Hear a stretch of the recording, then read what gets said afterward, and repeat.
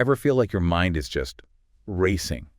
Thoughts tumbling over each other, emotions swirling, and you just feel completely overwhelmed. Oh, definitely. That inner chaos, that sense of unease, it's something so many people experience, right? Yeah. It's like there's this constant noise inside. A commentary track that just won't quit. Worrying, planning, rehashing. It can be really draining. Well, in this deep dive, we want to explore maybe a pathway towards a bit more inner quiet. We're looking at Michael Singer's book, The Untethered Soul. Ah, yes. A wonderful guide. It's not about complex theories, really. No, it's more about these simple but quite profound shifts in how you relate to your own mind, your own inner world, finding some peace there. Exactly. It's so direct. It helps you kind of step back from all that mental noise and see what's really going on, what's causing the disturbance. It's like an invitation, isn't it? To go beyond the usual limits we put on ourselves without even realizing it. It really is. So our aim today is really to pull out some core ideas from the book. Things that you, listening, might find helpful, maybe some practical steps towards feeling a little calmer inside. Sounds good. Where should we start? Okay, so the book kicks off by pointing to something really fundamental. That constant stream of thoughts we all have. That inner voice. Yeah. The one that just talks and talks. Singer gives such relatable examples like mentally debating whether to call someone. Or lying awake at 3 a.m., your mind just won't shut off. Right. Or even just, noticing a bird outside your window and then immediately narrating, oh, look, a bird, like you didn't already see it. It's almost like having this internal roommate, isn't it? And Right. as the book points out, this voice often contradicts itself, argues both sides. Jumps to conclusions. It's just relentless chatter. And what's really interesting is to think about the tone of that voice. How often is it actually kind or helpful? Singer asks that really powerful question.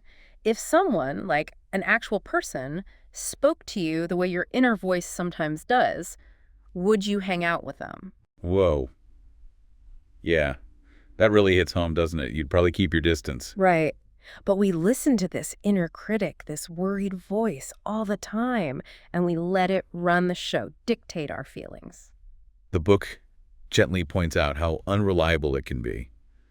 Think about a time you had a strong gut feeling that turned out totally wrong. Or you were absolutely convinced something awful was about to happen and nothing. It just didn't materialize. Exactly.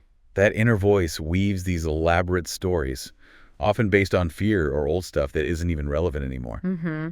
And yet we treat these mental forecasts like they're absolute facts.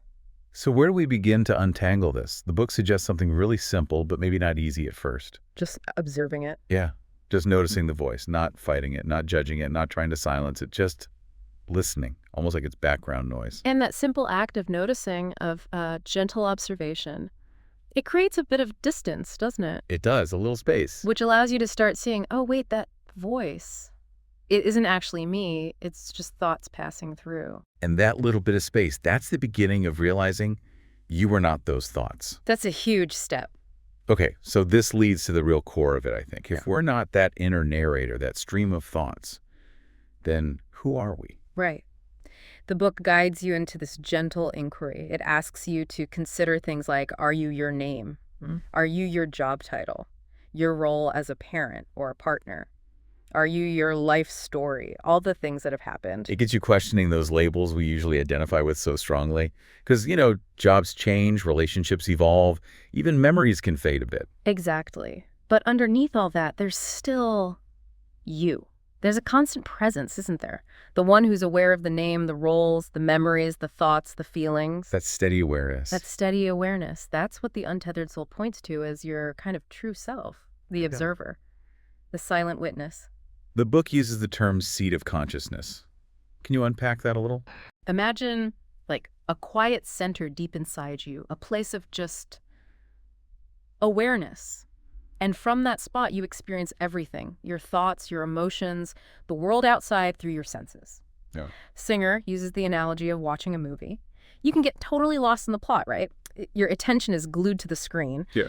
But even when you're absorbed, there's still a part of you that knows you're sitting in a seat watching. That part is the observer. Okay, so the awareness is the seat you're sitting in. Right.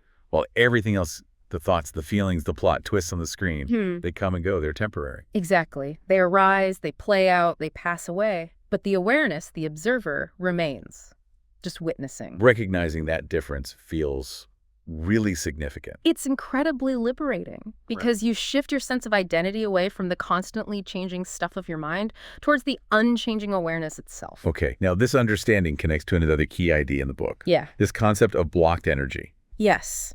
Singer talks about this natural, almost unlimited wellspring of energy or life force within us, like a river flowing. But sometimes that flow gets blocked. Mm-hmm. Restricted, stagnant, Right. often because our hearts or minds have closed down in response to experiences. And the book mentions samskaras. What are those exactly? Think of samskaras as like energetic imprints or echoes left over from past experiences, especially times when we strongly resisted something painful or maybe desperately clung to something pleasant. So it's not just trauma, necessarily. It could be smaller things, too. Absolutely. Any experience where there was strong resistance or attachment can create these little knots of stored energy, often felt, metaphorically, around the heart center. Okay. And these stored energies, Mm-hmm. they can get triggered later. Yes. Something happens in the present. The book gives the example of seeing a specific car that reminds you of an old jealousy, and suddenly that old stored energy, that samskara, gets activated. And you feel that old emotion bubbling up again, even years later. Exactly. That discomfort, that mental disturbance. It's often the release of that old stored energy, like poking an old bruise. So the tendency is to push it back down, right? To resist feeling it again. That's the instinct. But the book suggests a gentler way. Instead of fighting it, allow that feeling, that energy to just pass through you when it arises. Like letting the wave wash over you instead of trying to stop it. Precisely. Singer uses the analogy of a thorn. Trying to avoid the pain just makes it worse. Allowing the feeling, permitting the release, is what actually lets the blocked energy dissipate over time. This idea of allowing, it connects to what the book says about our tendency to close down, doesn't it? And the ego's role in that. Yes, that urge to shut down, get defensive, pull inwards, it's often a protective reflex. Protecting what Singer calls the ego, or our self-concept. This idea of me that we've built up. Right. And that self-concept can be quite fragile, quite sensitive to perceived threats or discomfort. But constantly trying to protect it, constantly trying to avoid any discomfort, that actually ends up limiting us, doesn't it? It keeps us stuck. It really does. It limits joy, limits connection, keeps us trapped in those old patterns. The book highlights this crucial idea of a decision point. Okay, what's that? It's that exact moment you feel yourself starting to tense up, starting to close down, when that negative energy starts to rise. That feeling is your cue. A cue to do what? A cue that you have a choice. You can either go with the closure, follow the negative energy down the rabbit hole, or you can choose differently. And that different choice is letting go. Yes. But letting go here doesn't mean forcing the feeling away. It's more like consciously choosing not to engage with it, not to fuel it with more thoughts and resistance. So how do you do that? You gently shift back into that seat of consciousness, the observer self. You notice the energy, the thoughts, the feelings, but you don't latch onto them. You let them be there without getting pulled into their story. Like watching clouds drift by. You see them, but you don't become the cloud. Exactly like that. You acknowledge their presence. There's that feeling of irritation again, and then you gently relax around it, release your mental grip on it. Remembering that they're just visitors. Thoughts and emotions are temporary. You are the awareness that's always here. Precisely. No need to fight them, judge yourself for having them, feel guilty. Just allow them to move through that space of awareness. It makes sense how the book says our attention feeds these things. If you keep focusing on an angry thought, replaying it. You give it energy, it grows stronger, becomes more central in your awareness. Getting caught up in analyzing and rehashing just fuels the fire. So real freedom comes from noticing that pattern and gently withdrawing your attention, letting go of its hold on you. Yes, releasing the energy's grip on your consciousness. Singer even uses a funny example about someone taking his pencil at work. Right. Such a small thing, but it can trigger a reaction. And he suggests making this letting go a kind of gentle game. Can I notice this small irritation and just let it pass? Can I choose my inner peace over being right about the pencil? It's about practicing with the small stuff so you build that muscle for the bigger things. Exactly. Cultivating that gentle art of release in everyday moments. Realizing your peace is more valuable than winning those tiny battles in your head.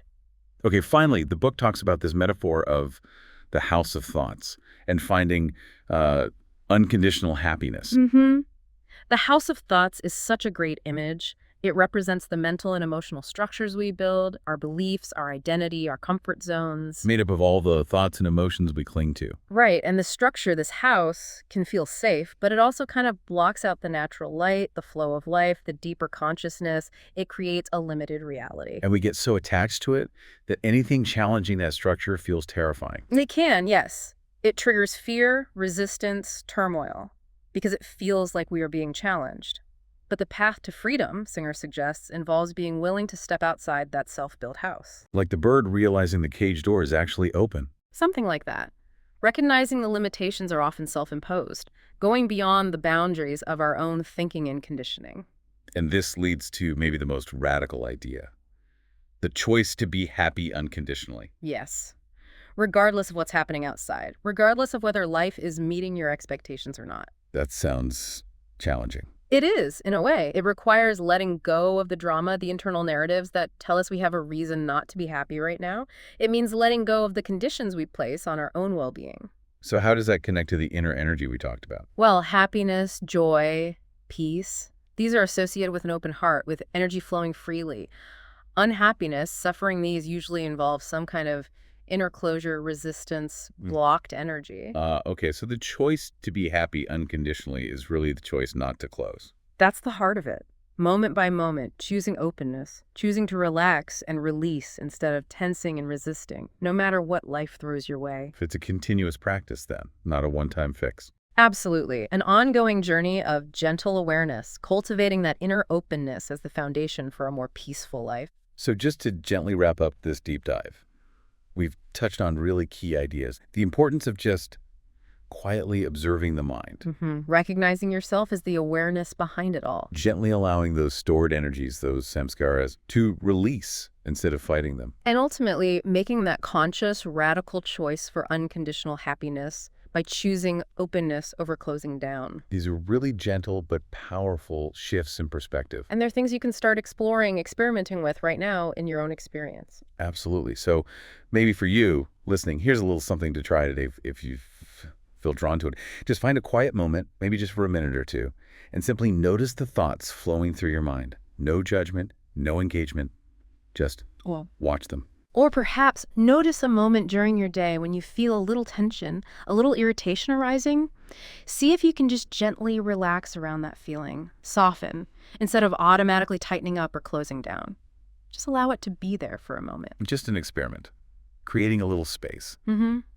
Even those small moments of gentle observation, of choosing not to close, can start to cultivate a sense of inner spaciousness. A deeper connection to that quiet awareness that's always present. Exactly. And within that quiet space, perhaps the possibility of a calmer, more peaceful inner life can gently begin to unfold. Thank you for taking this deep dive with us today.